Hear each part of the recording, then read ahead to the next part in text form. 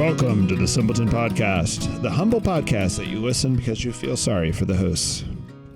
Looking for pity listens these days. How you doing, Laura Heeman? Doing good, Clark Massey. All right, today, in 60 seconds, we are going to summarize where we're at in the Missionaries Manual, catch you up with the kind of big picture concept, and then we're going to continue with this chapter called Approaching the Good News. And at the end of that, we've got a couple little random updates. Anything you want to throw in now? No. Then let's roll. Let's roll. All right. So the big arc of the Missionaries Manual is to first realize that the problem of man and the problem that we all are dealing with is basically a problem of lying to ourselves, you know?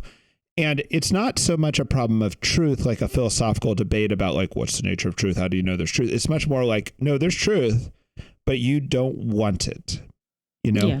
And it kind of is akin to this idea that we hide from God, just like Adam and Eve did in the garden, which ultimately, when you play hide and seek with God, you're just lying to yourself because you can't hide from God, you know? Right. So when you start realizing that that's the basic human problem, then the next question is, how do we wake up from it? How do we quit lying? How do we come to terms with truth? And the beginning of that path that we covered, it was like asceticism. You strip away, you go towards silence, you try to recollect. And with these tools, you're starting to get ready to deal with the truth and be honest with yourself, you know? And then the last time we covered the manual, talked about this idea of bad faith, where there's often like contradictions in your life, where you believe two things or accept two things that are contradictory. And you don't want to rationalize them. You know, you've been avoiding that topic. You don't want to actually figure that out, right? And when you start like discovering these things through your recollection, becoming brave enough to sort it out is like the task, right? All of this with prayer, ultimately, you'd love it if God could help you infuse your contemplation to help you sort this stuff out, right? Right. I think another way is just like being willing to stand naked before God. Right. To go back to, and that's like a thing that we feel as painful and embarrassing and everything, you know, which, like you said, is a silly contradiction, you know. Right. Yeah. And we also know that by standing naked before God, only the greatest things will happen. You know, like the truth will set you free, but it's also the scariest thing, you know? So to the extent that this is a work that we're going to participate in and do, we had to talk about asceticism and recollection, etc. But now you have to start talking about what are your sources of truth? What are your sources of like you figuring out when you start figuring out these truths, you're like creating the stones of a really good foundation in the spiritual life, right? And it's not easy because it's once again getting out of that self-deception problem. So that's what this next chapter is starting the approach towards what are your like signposts towards finding the truth? And the first thing to realize is, here's the way it's stated in the manual. The good news resonates with the human experience, and the great common experience of man is the foundation for evangelization. Kind of the two sister ideas there are, God created everything. He created everything outside of you. He created everything inside of you. Everything about God, in a sense, is consistent with his creation. Like you're not going to be discovering truths that contradict, in a sense, reality, right? God is the reality. So we know there's a fall, there's like this taint, but the ultimate blueprints and the ultimate structure of everything is from God. An interesting way of thinking here is this kind of helps understand this kind of idea of what it means to be a Thomist or what it means to be an Augustinian. Augustine oriented kind of understanding God by looking at those human experiences that are internal to you, you know, your soul, your psychology, your body, your interior life, you know, and showing how that was created by God and consistent with God. And Thomas is doing the opposite, or not the opposite. He's doing a complementary work in a sense of showing that God is in the creation that surrounds you, like an external view, right? Father Benedict Groeschel, the founder of the CFRs, used to say he thought that Thomists and Augustinians were born. It wasn't like an intellectual decision, more a disposition that people naturally had. Yeah, it's not like you went to college and became one, Yeah. That's interesting.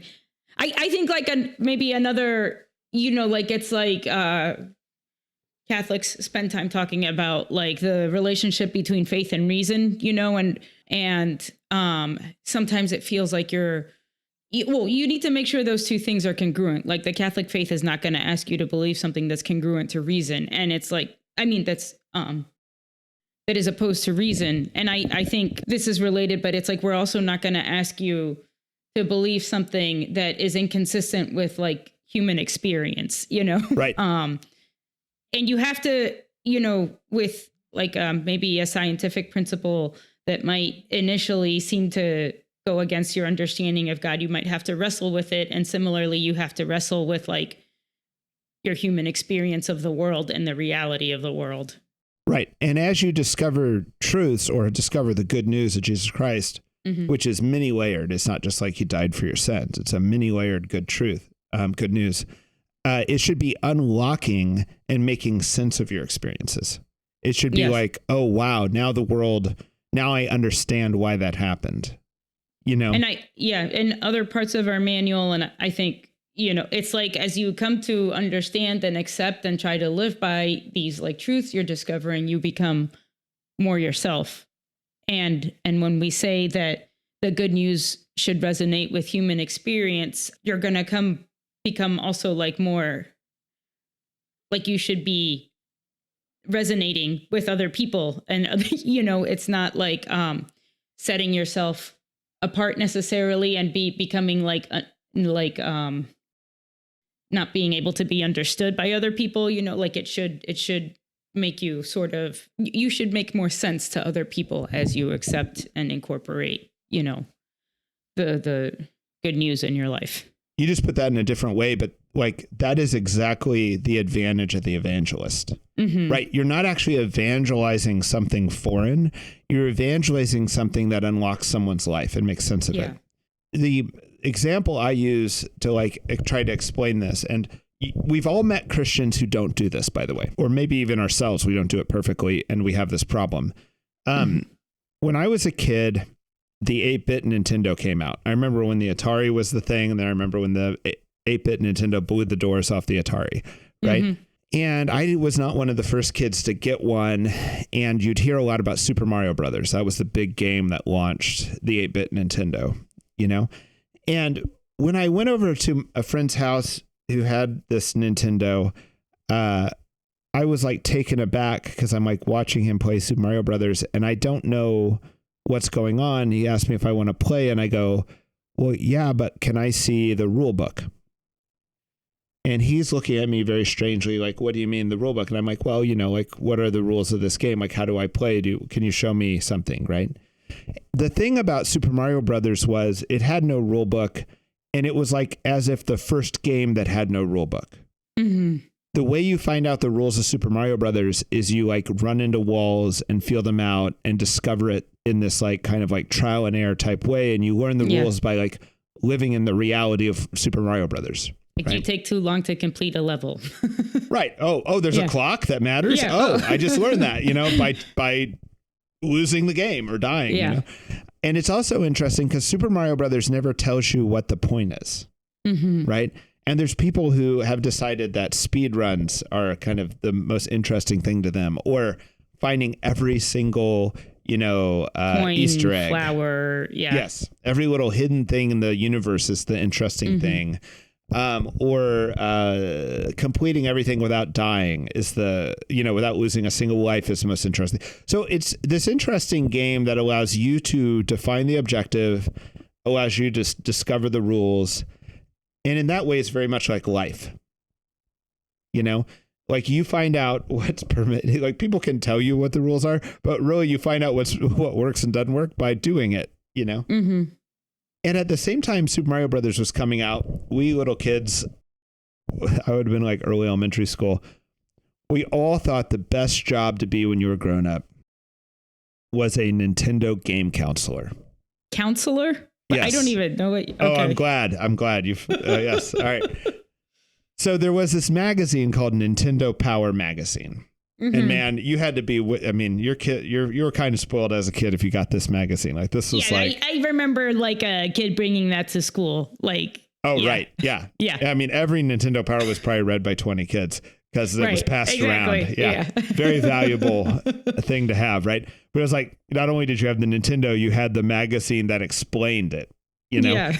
And in the magazine, it would tell you where the Easter eggs were. It would tell you a secret code, or it would tell you a trick to get past a level, right? Yeah. Where to get this invisible one up or whatever. Right. Yeah. And the magazine was written by the game counselors. And the other thing was there's a number at the back of the magazine that you could call. And the number would charge you. Like, so these little kids would call and the parents would get this like telephone bill with like these big charges. Yeah. It was like, for talking to game experts at Nintendo. Right. Okay. But this was like the career we wanted. Mm-hmm. I guess today kids want to be professional video game players. We wanted to be the person who helped the little kids learn how to beat the video game. Right. So this is kind of what Catholicism is. The Nintendo Power magazine is essentially the catechism.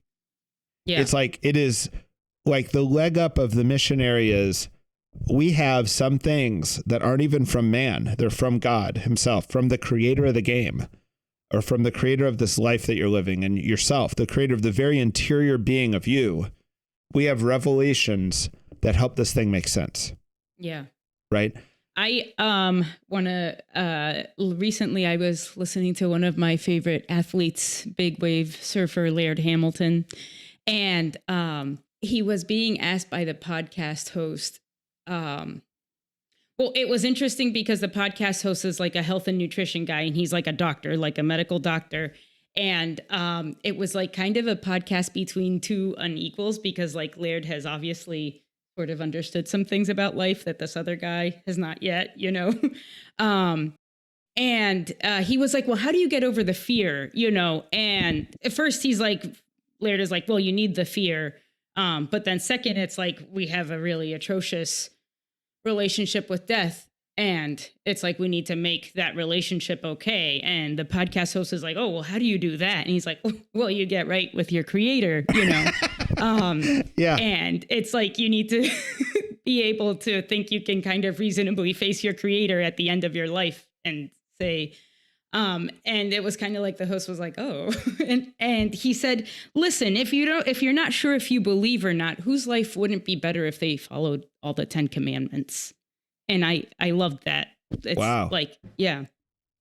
Yeah. He's just saying the street value of this information is quite valuable. And there's something true that's like, you can't deny. It's like, if you didn't covet your neighbor's wife and you didn't lie to people, you just would be happier, you know? Right. Yeah. To me, like, this gives me a lot of hope as a missionary. Right. Mm-hmm. Because it means that whenever I realize something about God, when I realize something about the universe, it's an incredibly helpful piece of information. Mm-hmm. Right. And not just to me, it's actually that which I can give to others that will be very helpful. Yeah. Right. Yeah. And so it's different than like a persuasion that's like say I was a communist, I want to make more communists. It's different than that. Like, it's like, then I have to like say, I have to argue over this viewpoint. That's not what evangelization is. Evangelization is like, I have some keys. I have some insight keys. Mm-hmm. They aren't even mine. They're revelation, basically, that will help you unlock your own life's potential, you know, and will be very beneficial to you. And I can't sell them. Like, anybody who's trying to sell the gospel needs to just go to the back of the line, whatever. Yeah. I have to give them to you for free, you know?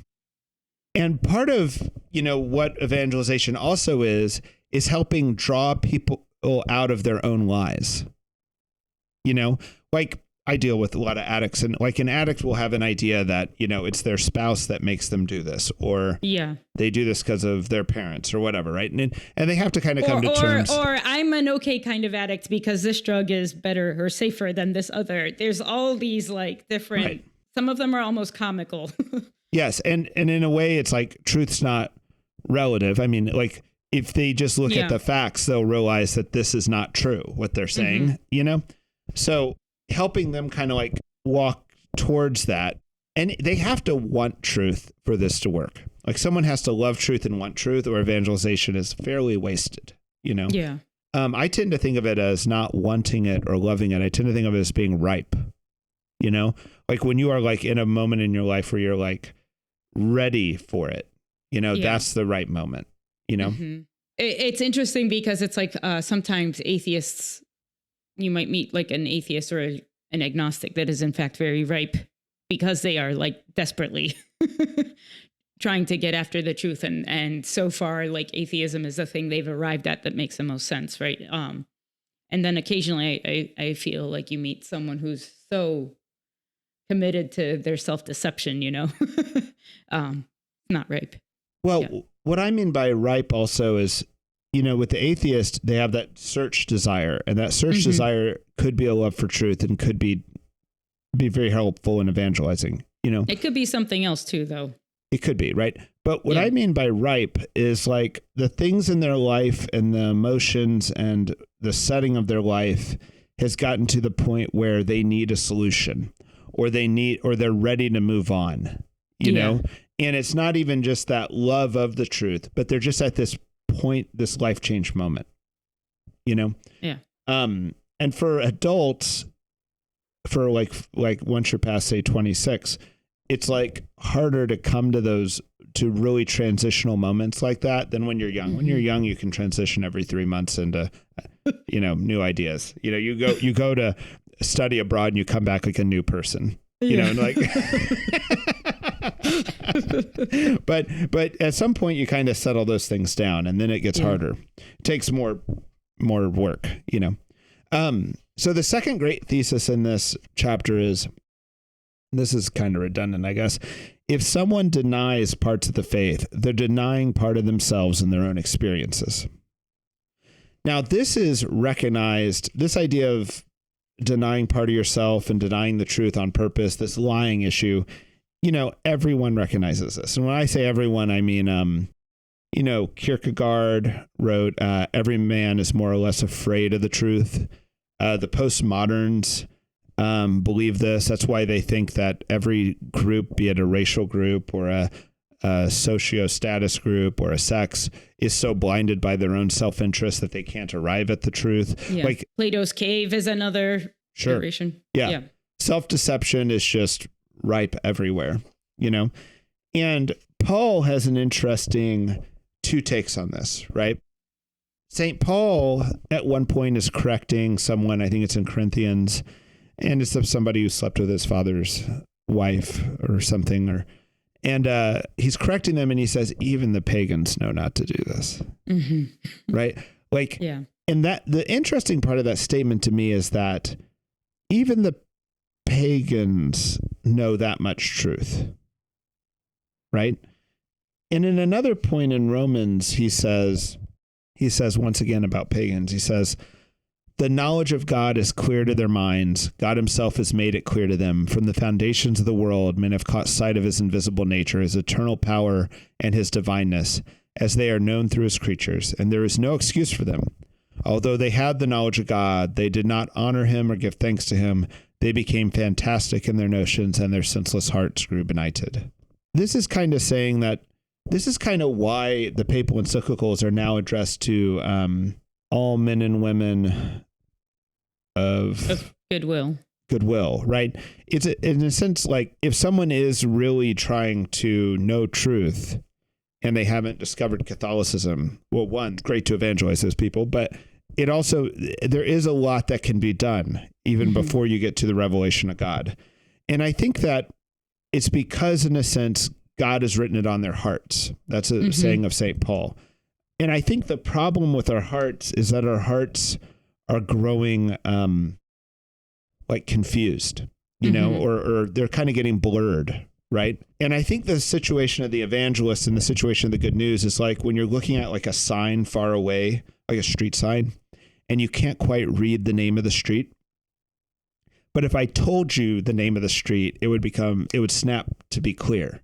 it would be like, oh, that's exactly what that says. The shape of the letters and everything completely conform to the answer you gave. That's also the good news. That in a sense, we already had it and it became blurred. And by revealing it, it's self-evidentially true because you're comparing it to what's already on your heart. Once again, an enormous, advantage for every evangelist. Like evangelists need to understand that that's what they're trying to do. And also that's how you, as someone trying to come out of the lies you tell yourself, how you discover those lies. Mm-hmm. Is because that's part of the evidence of the truth when it hits you. So what's the opposite of realizing the truth in this way? I think the opposite is, like, if you're being possessed, like say you are a communist in Russia, right? So maybe you're a well-meaning communist and you start the revolution. And after a while, you have to be like, man, we've killed a lot of people. Yeah. And then a little while later, you'd have to see all the people starving to death and be like, well, it seems like people are poorer because of what we're doing, right? Now, a true ideologue will not allow that reality to correct their thought. Mm-hmm. Like a true ideologue would maybe be like a critical race theorist or something who will be making people poorer and worse off, but never let that make them doubt what they're doing.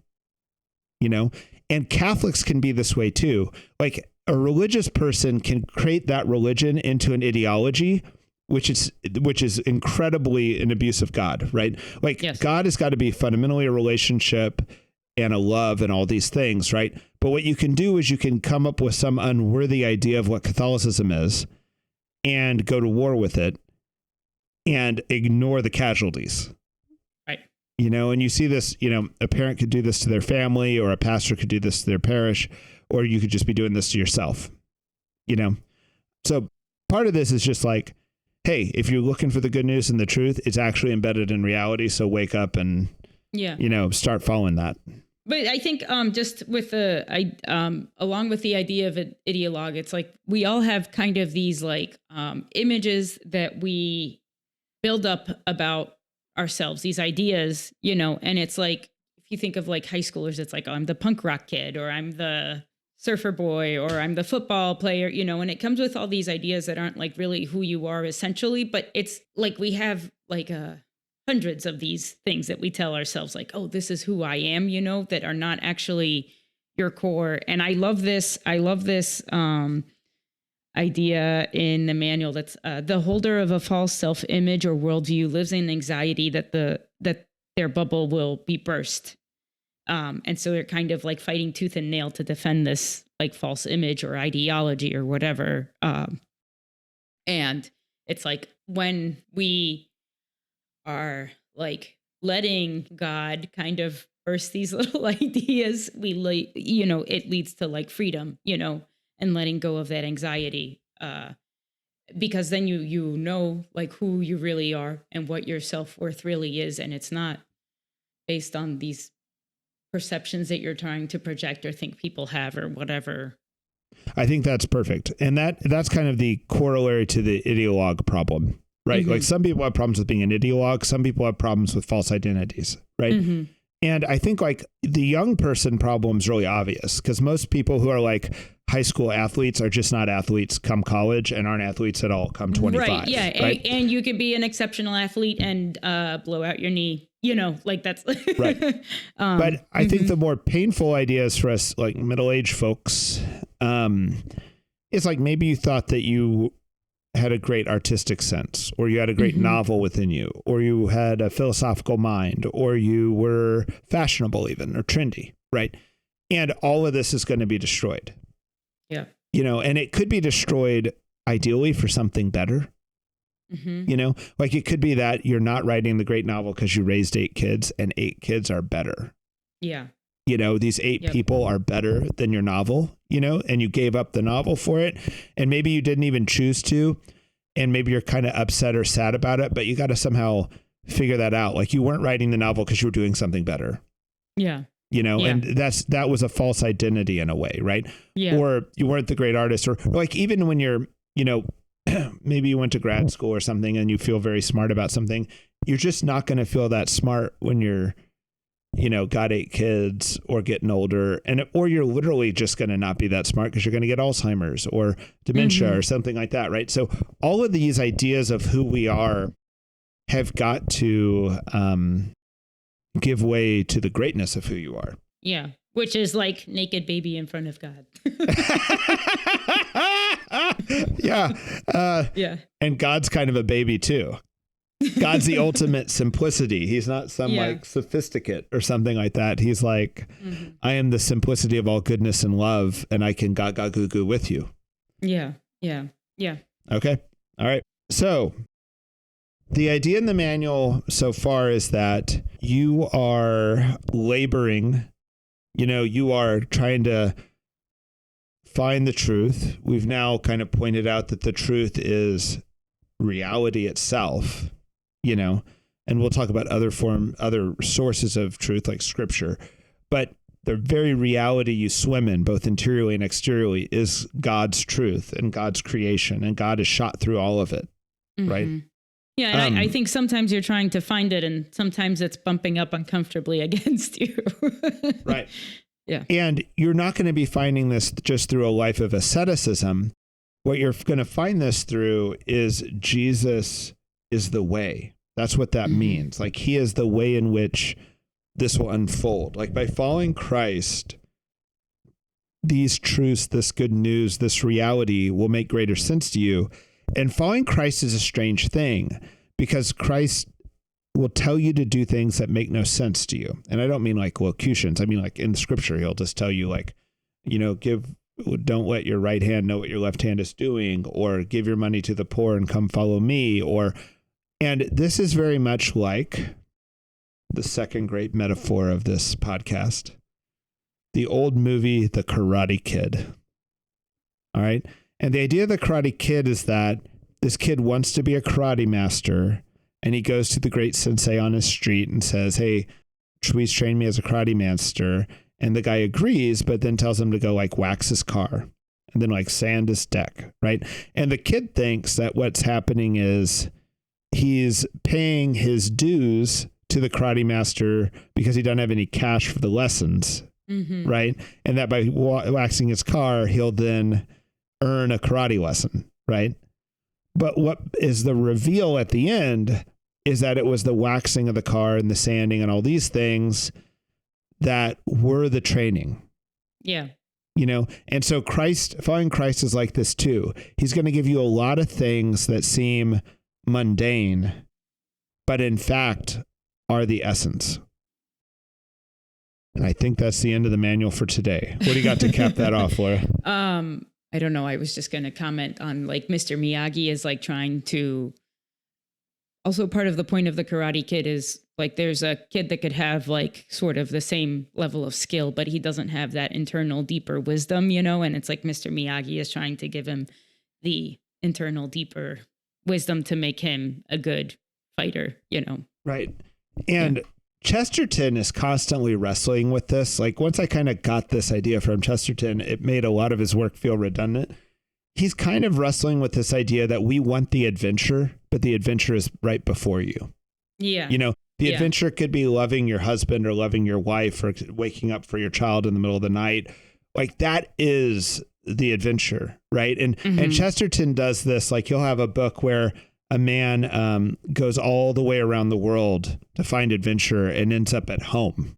Yeah. I think another idea is like, sometimes like it's like our self-image stuff. It's like kind of a shortcut. Like, you want to be seen as a person that loves to hike, but do you actually go on the hikes, And in our 20s, Ryan and I would joke about this. Like, this was always like the thing that you would say at a bar or a party, like, oh, I love to hike too, and then someone asks you the horrible question, like, oh, what was your last great hike? And you're like, I went hiking 10 years ago or whatever. But anyway, it's somehow like you want to be seen as a great family man, but you're not showing up at home or something, or you want to be seen as this adventurous person and you're not like grabbing life right in front of you by the reins and like going for it. And right. Yeah. All right, let's transition. Great. All right, Laura, I have a great piece of news for you. longtime listeners will know that Laura has been getting sad about the Everest, the Mount Everest climbing industrial complex. Well, a new record was recently set at Everest, Laura. Oh. Like, we talked about Everest kind of being easier to climb than ever before, you know, and that people just kind of get enough money and, you know, get in shape and do it, you know. The youngest person ever just went to the Everest base camp. The new record is a 2-year-old was at the Everest base camp. So all these egomaniacs that want to climb Mount Everest can just give it up now because a 2-year-old can do it. So there you go. Yeah. Apparently it wasn't, I kind of figured like if you had 20K and, you know, could run 5 miles a day, maybe you could figure out how to go up Mount Everest, you know, and now it's like, actually you could just get carried there at 2. Apparently only the 20K was necessary, you know? And once again, there's also this problem that the Sherpa tribe that like helps everyone climb Mount Everest is probably like having babies on base camp or something like this, right? So it's like we give childbirth at base camp, you know, or, you know, they set all the records, but they don't count because they're the Sherpas. Yeah. Once I figured out, I wish I could remember this number. I figured out how many people were climbing Mount Everest every year and how many people were dying on Mount Everest every year. And it was like risk of death. Like we don't take that risk. It was crazy. Meaning it was very I think risky? It's crazy to take maybe getting to base camp, whatever. But whatever, like even 2-year-olds can do that. But oh yeah, no, I don't know. I don't get it. Yeah. All right. I also want to move over to one other point. So, by the way, we almost did zero news today because there are no new crises in the world and no crises have been solved. There's an emerging crisis that has yet to be resolved. So maybe we'll talk about that in a couple of weeks. Oh, yes. If we go to war in the Middle East, 3 weeks later, you'll hear from us about it. Yeah. All right. But the thing that's kind of interesting right now is this great creative writing project that's going on. So the Senate put together a $118 billion immigration bill. And there's been a lot of ink written about this. Sometimes it's bipartisan, sometimes it's right wing, sometimes it's from Biden, just depending on who's writing.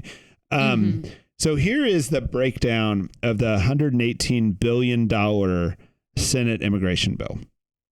It will limit immigration to 8,500 illegal crossings a day. So let's put that in context. The Baltimore metro area, not the city of Baltimore, but the whole metro area is about 3 million people. All right. Mm-hmm. In 2 years at 5,000 people a day, you would have a new city of Baltimore every 2 years of just undocumented people crossing the border. So at 8,500, it's a lot faster than 2 years. Yeah. Every couple years, we'd have a major American metroplex of like undocumented people. Yeah. Mm-hmm. So $1.5 billion is going to supporting undocumented people who are already here, sending it to states so they can like give them services. About $18 billion is going to the border itself to just help process people. Mm-hmm. And so we're already at about 20 billion of the 118 billion, right? 60 billion goes to Ukraine in the immigration bill. So 3 times as much as goes to, okay, keep going. 1/5 of the funding. All right. So the punchline is 1/5 of the funding. All right. So 20 billion total goes to the border. 60 billion goes to Ukraine. 14 billion goes to Israel. 2.5 billion goes to getting ready to fight Iran, essentially in the Middle East Red Sea area. 5 billion goes to get ready to fight China. And 10 billion goes to NGOs that operate in Ukraine, Israel, and Gaza. So that's just what that is. You know what I mean? It's the Great Immigration Bill, which about 1/5 of it is about immigration. All right. And the interesting thing about it, you know, so I don't know, like if you told me somebody was trying to pass that bill, I would be like, sounds like what they would try to pass. But it's been interesting just to go read the headlines about it. Yeah. You know, about right wingers destroying the immigration solution and et cetera. And it's just like, this is like a great creative writing project. Like, I just didn't realize how far. Do you mean the bill itself or all the media reporting about it, or both? The media reporting about it. I guess the idea that the Senate would put together this thing doesn't shock me. The way it's being pitched, it's like, wow. Yeah, you know? I do. I mean, I don't follow the actions of the Senate that closely, but this does seem like, because a lot of times there will be a bill that a lot of people can agree on, and then there's this like tiny thing at the end that you're like, whoa, no, but this isn't a tiny thing at the end. So let's talk about someone who we all believe is probably certifiably has a mental health disorder. The dude who walked into the Capitol on January 6th with his shirt off, wearing buffalo horns and a buffalo hair hat. Right? The shaman? The shaman. QAnon shaman is his slang name, right? Or the January 6th shaman, right? This guy is, I think we all agree that this guy has a mental health problem. He is running for office in Arizona. I didn't know that. And I listened to him talk, and his first point on his platform was, I believe that every bill that passes either the Senate or the Congress should only have a single issue in it. Like an immigration bill should just be an immigration bill. A Ukraine bill should just be a Ukraine funding bill. And I'm like, why is one of the craziest people in America coming up with the only sensible idea I have heard? I know. Only a crazy man could come up with that idea, So anyway, all right. Well, that is where we're at. What else do you got to say? So be careful becoming too sensible. You'll end up with your shirt off wearing buffalo horns as a helmet. Sorry. All right. God bless you, Laura. Talk to you later. God bless you, Clark. Like, subscribe, comment. All right. Peace out. See ya. Bye-bye.